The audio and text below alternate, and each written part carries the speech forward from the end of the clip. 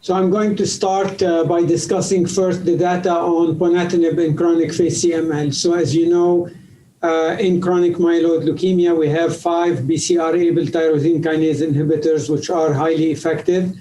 In the frontline and salvage setting, we often use either imatinib or a second-generation tyrosine kinase inhibitors.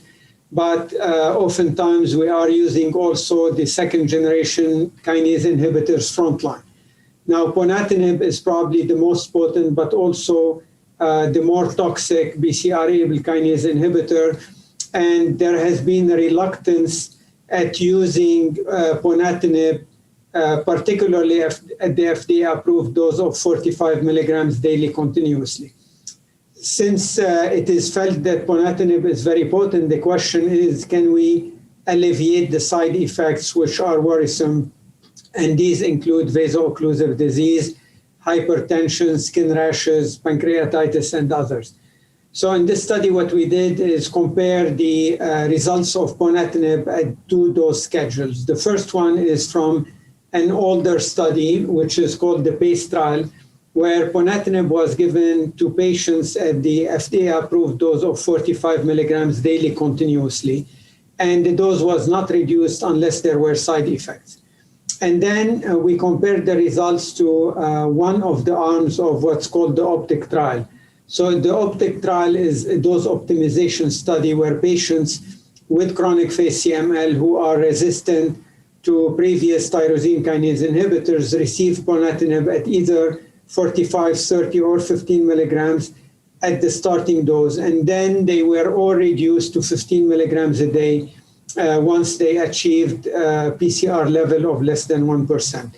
So what we found are 2 things. One is that Ponatinib is probably the most highly active drug. So if you take patients who are resistant to second-generation kinase inhibitors and you give them another second-generation kinase inhibitor, the results are not that good. The response rate is lower, and the survival is not that great. When they are resistant to second-generation kinase inhibitors and we give them Ponatinib, we found that 50% of them achieve a complete cytogenetic response by 2 years of therapy. But most importantly, the estimated 2-year survival rate was 85 to 93%.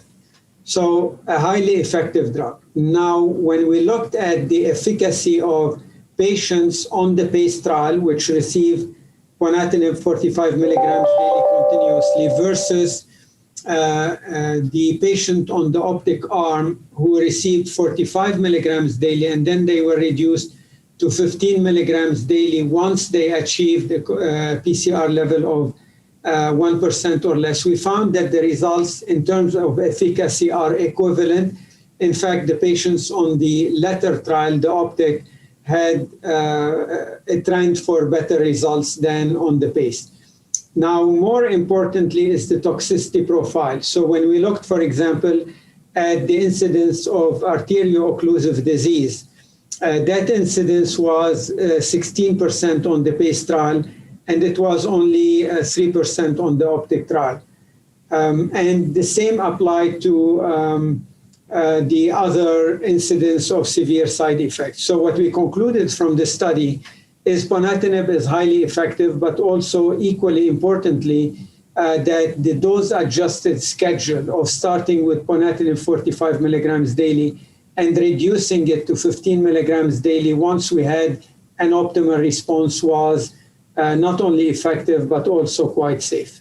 So that's the first study of Ponatinib, the comparative analysis of the chronic phase CML data using Ponatinib at the FDA-approved dose schedule with dose adjustments or at the dose-adjusted dose schedule with the Optic Trial that demonstrated a high efficacy and less toxicity with the dose-adjusted schedule.